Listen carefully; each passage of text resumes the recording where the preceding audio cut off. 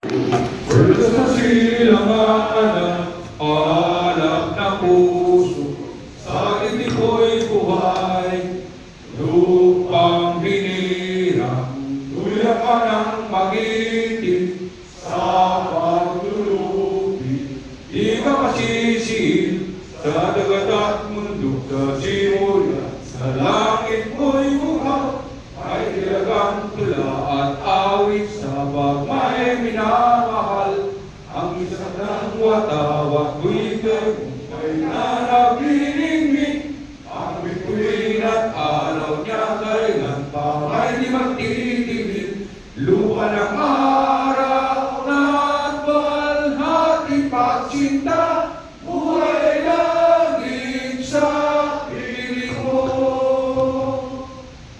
Ligaya na pag may mga api ang mamatay ng dahil sa'yo.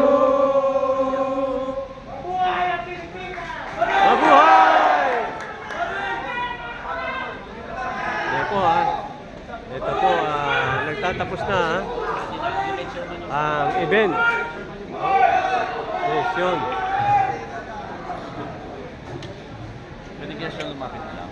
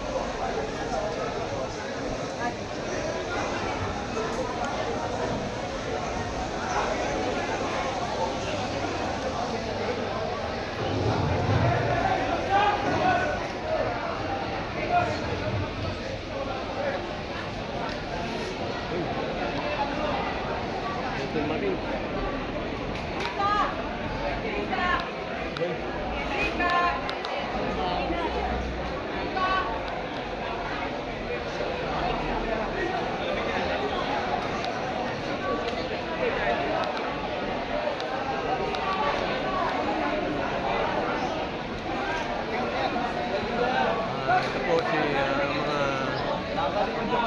mga nag-interview kanina po.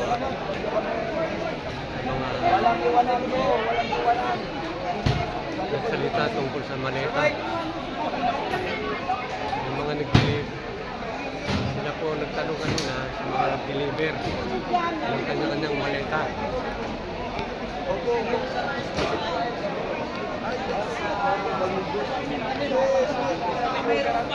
Kaya po si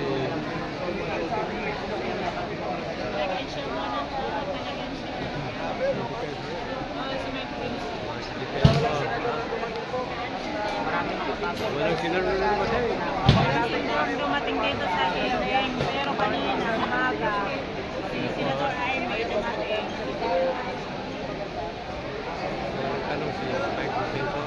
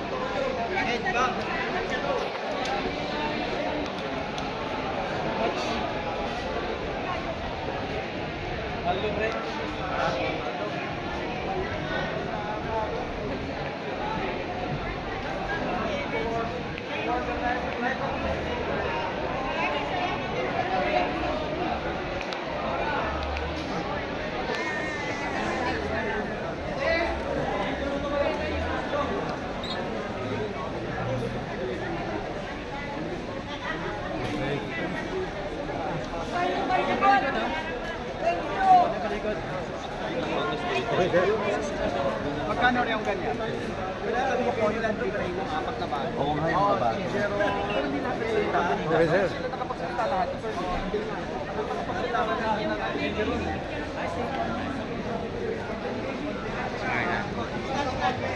Bigyan niyo ng espasyo siya. Espasyo, espasyo. Espasyo lang mga kababayan. Espasyo, oh. Espasyo lang kay Atty.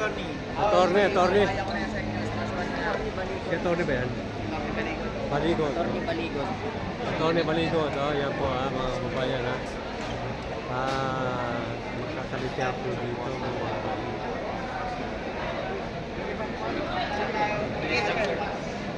Jim.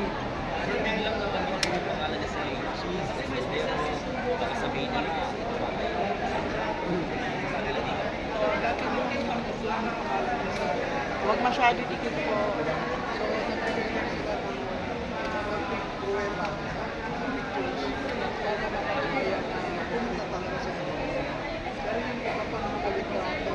Hindi pa na palabas. Bibigay na lang naman sa Office of the Ombudsman. So, babalik kami sa Office of the Ombudsman bukas. Last Friday na Nabanggit niyo po yung Seven Maleta para kay Senator Mark Villar. Gaano na po yung ilang po talaga Yun yung nasa affidavit nila sa joint affidavit. Wala namang ginagawa. Sir, matutuloy pa po ang glory po.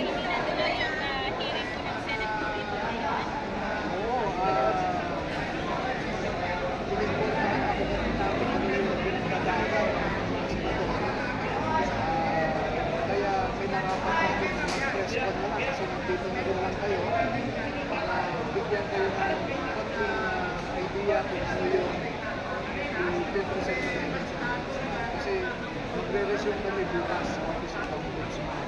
Matapos na, actually, naumpisahan na si Buduan pero hindi natapos.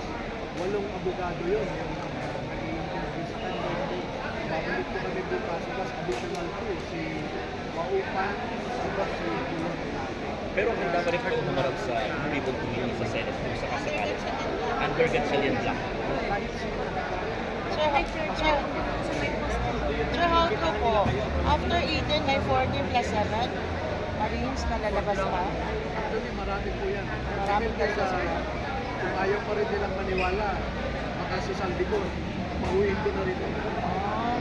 So, gaano sila? Oo.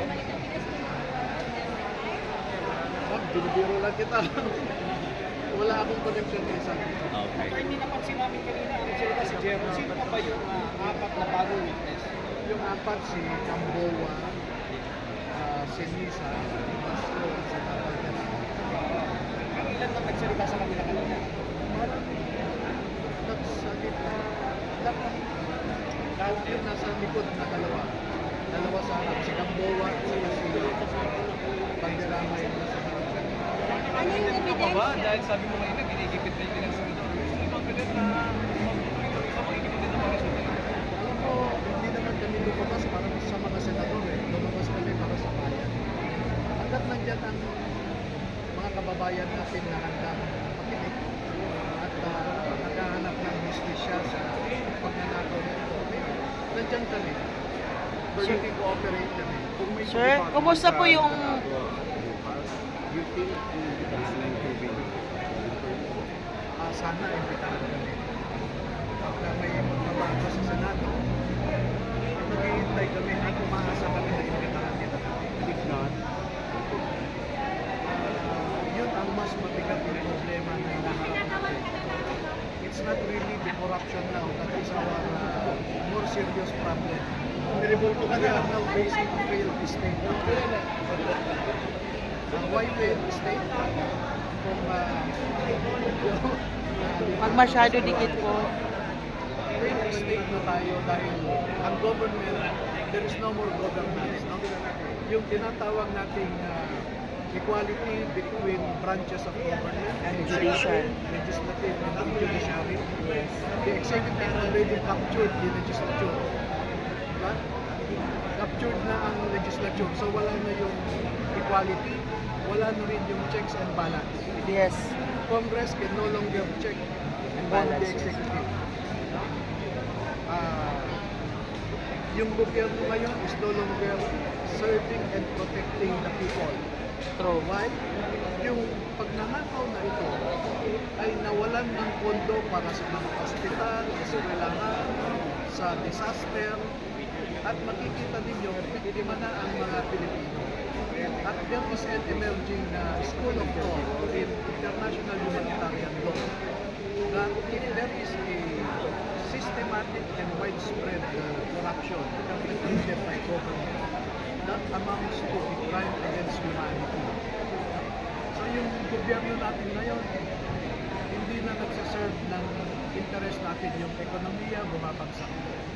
Yung rule of law, yung batas natin, weaponized para habulin ang mga kalaban sa politika. Pagdating sa sovereignty, wala na tayong sovereignty kasi the administration now is willing to surrender Filipino citizens to a foreign jurisdiction, which is ICC. Ang sinabi nga ni Matibag, sa mga susunod na araw ay babaharin ang Pilipinas ng ICC warrants of arrest. So gusto nilang ipa-aresto sa ICC ang mga Pilipino. Samantalang meron tayong functioning judicial system. So sinurrender nila ang sovereignty natin. So failed state na po tayo. So sir, isa pa,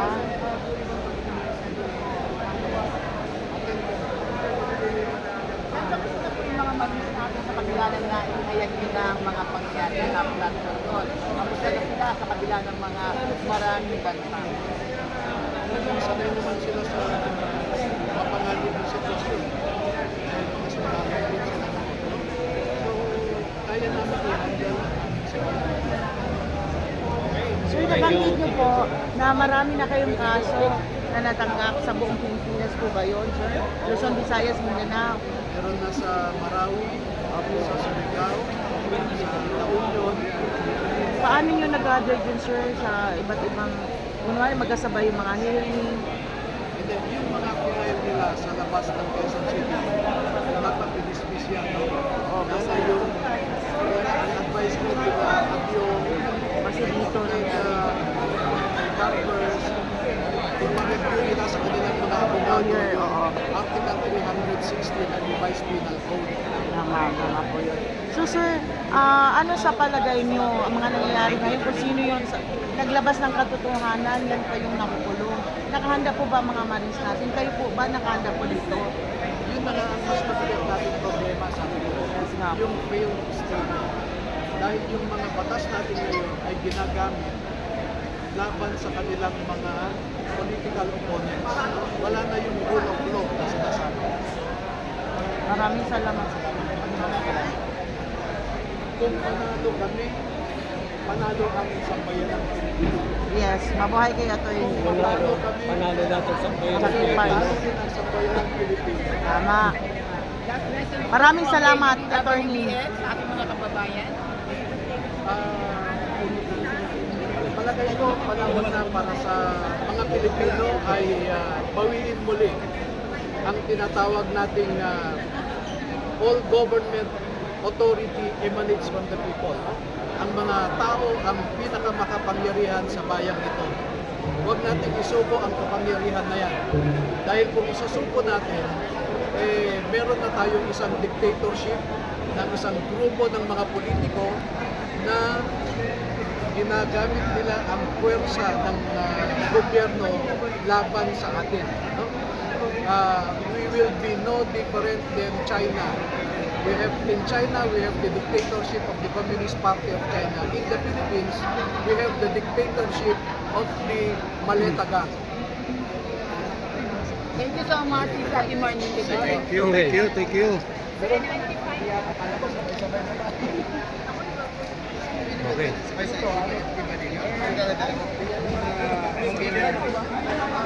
Sa TV naman, sa TV. Lumapitan lang sa kalam.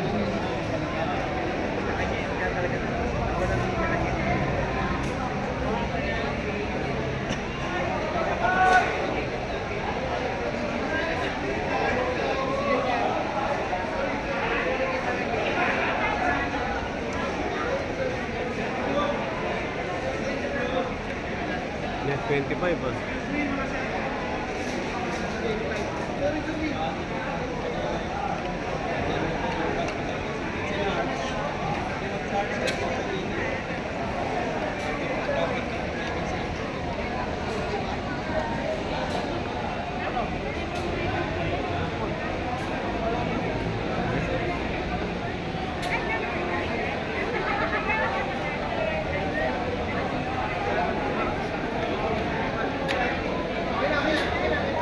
Sana Albert.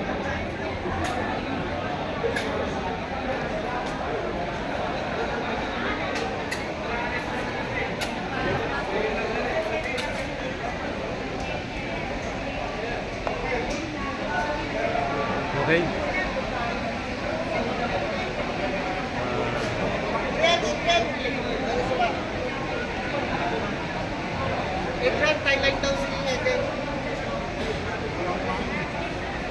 Hindi magkapatid nurse ako kay attorney. Kasi yun ang magiging